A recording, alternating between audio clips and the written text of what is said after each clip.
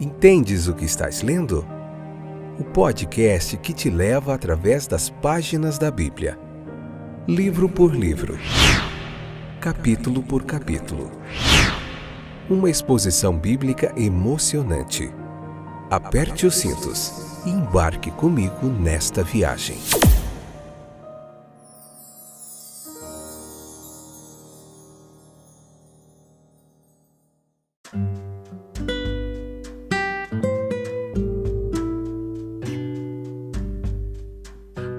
Olá, eu sou o Fábio e esse é mais um episódio do nosso podcast Entendes o que estás lendo? Nesse fantástico momento de reflexão bíblica e aprendizado.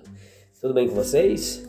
Vou notar que a minha voz um pouquinho hoje está bem modificada, porque eu estou bem ruinzinho da garganta, mas não tem problema, nós vamos fazer de tudo para concluir mais esse episódio hoje, episódio número 268, quarta temporada, Lucas capítulo 1 e a parte quarta e última desse capítulo. Tudo bem com vocês? Eu espero que sim. Como que está o coraçãozinho hoje? Em paz? Aflito? Não importa. Tira esse tempo para você meditar comigo na palavra de Deus. Leia o capítulo 1 do Evangelho de Lucas, se possível. Fique com o coração em paz, tranquilo. Tudo vai ficar bem, tá bom? Deus está no controle de todas as coisas. Vamos lá, hoje ver esse nascimento de João Batista, né? E vamos ver mais sobre Cristo aqui também. E vai ser um momento muito precioso, de muito aprendizado. Convida mais gente e fica aí até o finalzinho. Pega aquele caderninho para você anotar as dúvidas e vamos lá! Então, quando João nasceu, o coração de sua mãe se encheu de grande alegria. Os seus vizinhos se regozijaram com ela. E quando a criancinha de 1 semana de idade ela foi introduzida na comunidade judaica, um sentimento de admiração encheu os corações dos presentes. E houve muita admiração por ele. O temor veio sobre todos eles e todos perguntavam: que tipo de criança será essa? Sem dúvida alguma, o caráter excepcional das circunstâncias que acompanharam o seu nascimento e a sua circuncisão foram responsáveis pela alegria e também pelo medo. Mas além de tudo que era incomum, havia razão suficiente para que ambos os sentimentos fossem sentidos e demonstrados. Pode ser que o medo ele venha sobre todos aqueles que seguram seus próprios filhos nos braços. Pois aqueles a quem é confiado uma criancinha recebem com ela uma gigantesca responsabilidade. É verdade que nada pode remover a responsabilidade de cada alma perante o seu Criador, pelo que ela se tornou. Mas também é muito verdade que os pais eles são muito responsáveis pelo caráter e pela carreira de seus filhos. Os nossos filhos, eles acreditarão no que lhes ensinamos, formarão os hábitos nos quais os treinamos, seguirão o exemplo que lhes demos, absorverão o espírito que respiramos em sua presença. O que será essa criança? Isso depende em grande parte de nós mesmos. Se formos apenas verdadeiros, sábios e gentis, nossos filhos certamente se tornarão o que nós mesmos somos, o que ansiamos e oramos para que eles sejam. Alegria e admiração são, portanto, os dois sentimentos apropriados em cada nascimento humano. Quando uma criança nasce no lar, entra aquilo que pode ser a fonte da maior alegria para o coração. Entra também o que deveria tornar a vida uma coisa mais leve e solene. No capítulo 1, versículo 79, nós vemos Cristo como a nossa luz, a quem e em que medida o Messias deveria dar luz. Provavelmente Zacarias não sabia quando ele expressou isso. Ele pode ter limitado a bênção em sua mente ao povo de Israel, ou inspirado e iluminado por Deus, ele pode ter tido uma visão mais ampla e verdadeira. Nós, de qualquer forma, somos incapazes de limitar o nosso pensamento ao judaísmo somente. Nós vemos no sol da justiça, na alvorada do alto, um luminar celestial, cuja saída é desde a extremidade do céu e seu curso até as extremidades dele. E não há nada escondido do seu calor. Para nós é a luz que, vindo ao mundo, ilumina todos. Os graus de escuridão em que o mundo estava envolto quando aquela alvorada surgiu, era uma hora escura quando Jesus Cristo nasceu. As trevas cobriram a terra, mas as sombras eram mais profundas em algumas terras do que em outras. Algumas mentes elas estavam mais perdidas e enterradas na escuridão do que outras. O crepúsculo do judaísmo, um crepúsculo não da manhã, mas da noite, pois o judaísmo havia passado de sua grandeza para a sua velhice, de sua força e espiritualidade para um formalismo sombrio e sem vida. De fato, escapou da idolatria, estava livre dos piores excessos do mundo pagão, mas de uma piedade pura, de um serviço espiritual e aceitável, ela estava distante, ela sabia pouco. Comparados, no entanto, com os povos vizinhos, pode-se dizer que os judeus permaneceram no crepúsculo da verdade. A escuridão da filosofia, pois a filosofia ela tateava na escuridão, ela sentira ou estava sentindo a sua saída dos absurdos do politeísmo e da idolatria, tocou, mas apenas aqui e ali, a grande verdade do monoteísmo, mas estava olhando na direção do panteísmo e do ateísmo.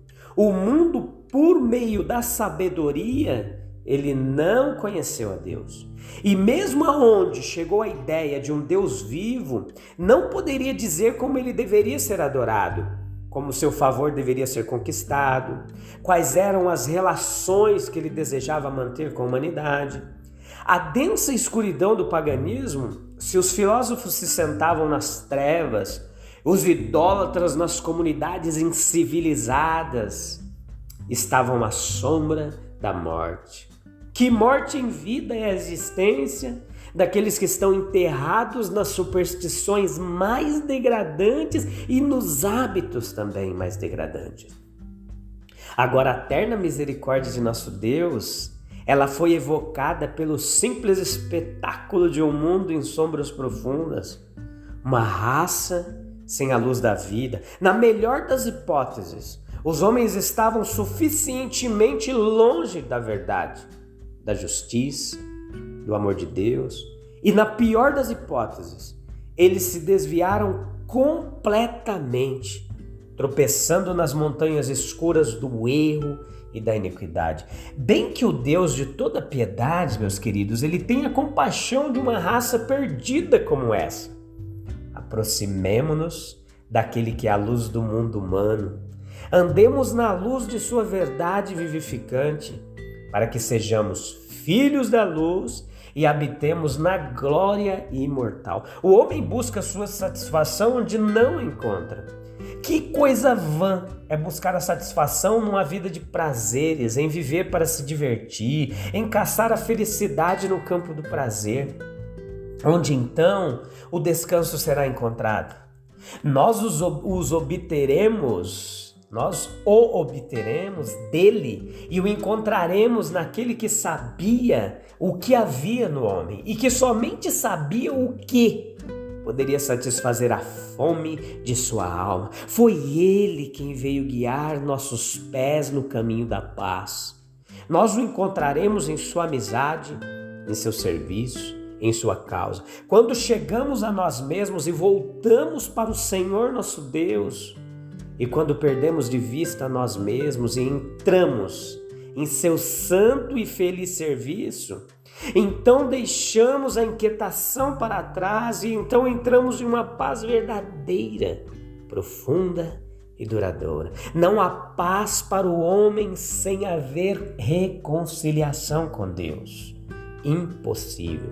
Ele deixou a casa de seu pai, afastou-se dele, caiu sob sua justa condenação e não pôde encontrar paz até que seja perdoado e restaurado.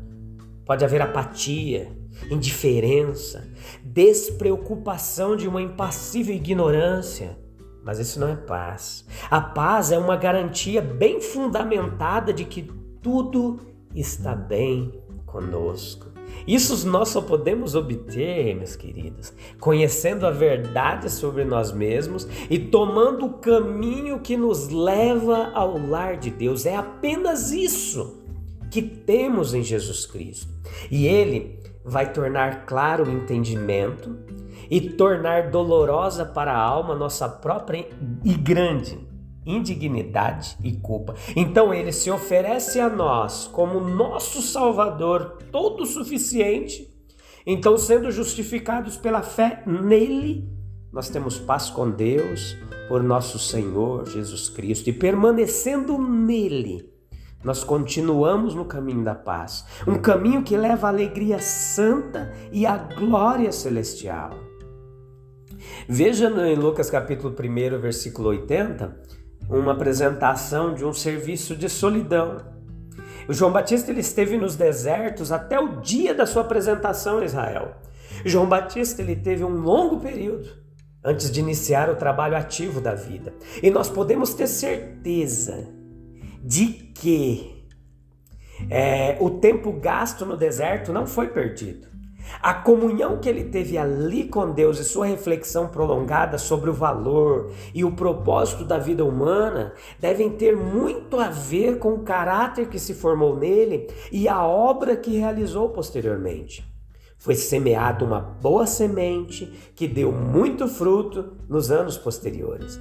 Nós devemos fazer bem em estar no deserto mais do que estamos, em buscar o lugar solitário onde estamos sozinhos com Deus e conosco mesmo mais do que fazemos.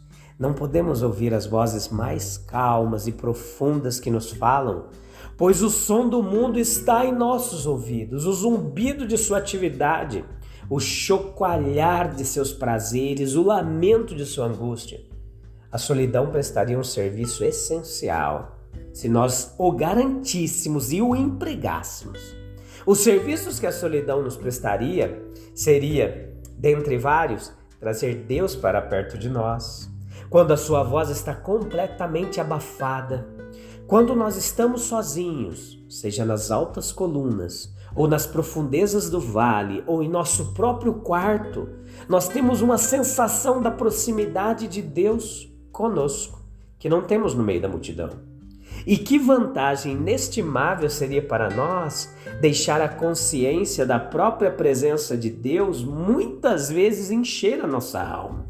E então manter uma comunhão com Ele colocaria nosso passado em plena vista diante de nossa alma. Não é bom ficar muitas vezes olhando para trás para o que se foi. Há uma profunda sabedoria em esquecer as coisas que ficaram para trás, tanto as loucuras passadas quanto os sucessos passados. No entanto, às vezes é bom rever o caminho que estamos tomando. Considerar, meus amigos, o quanto há que deve nos humilhar e o quanto isso deve ensinar nossa fraqueza e nos lançar na misericórdia e na ajuda de Deus. Ele nos confrontará com o futuro. Isso nos faria perguntar para onde estamos indo, o que nos resta fazer antes de morrer, quão bem estamos preparados para a morte e o grande dia de prestação de contas diante de Deus. Isso nos levaria a estimar a nossa atual condição espiritual. Quão bom uso fizemos de nossos privilégios. Se estamos progredindo ou retrocedendo em nosso curso. Se somos o que nosso divino Senhor deseja que sejamos, como estamos, à vista da verdade que inventamos. Então, existem várias ocasiões em que é mais adequado estar em silêncio. Quando a alma tem que se dedicar a novos deveres, novas dificuldades, novas oportunidades. Antes de um homem se comprometer com as suas horas de sono, suas horas de total desamparo e inconsciência. Antes de sair do abrigo do lar, Quando o coração jovem vai para as lutas diárias de estudo, trabalho, de tentação e provação, quando todos os seus recursos serão necessários para a dura luta que tem pela frente. Nas crises de nossa carreira profissional, quando na câmara mais íntima da alma é determinado se o coração e a vida serão entregues ao Santo Salvador e legítimo soberano, ou serão negados a Ele. No momento da confissão religiosa, quando o ser humano toma sobre si os votos de Deus e faz uma declaração aberta do apego ao Senhor, o seu Redentor, diante de serviços especiais que exigem toda a força da alma para enfrentá-los bravamente e prestá-los dignamente. Em momentos como esses é mais conveniente fecharmos nossas portas para nós mesmos e ficarmos muito tempo a sós com Deus. Isso que nós aprendemos com João Batista, né? Ficar a sós com Deus. Jesus fez isso muito, né? Ele ia para os montes orar, passava noites inteiras em oração. Nós precisamos buscar mais a Deus e passar menos tempo com os nossos entretenimentos. Beleza, meus queridos? Eu te encontro no próximo episódio, onde nós vamos falar sobre o capítulo 2. Tem muita coisa legal chegando por aí no Evangelho de Lucas e você não pode perder. Eu te encontro lá. Um abraço, até breve. Deus abençoe. Tchau, tchau.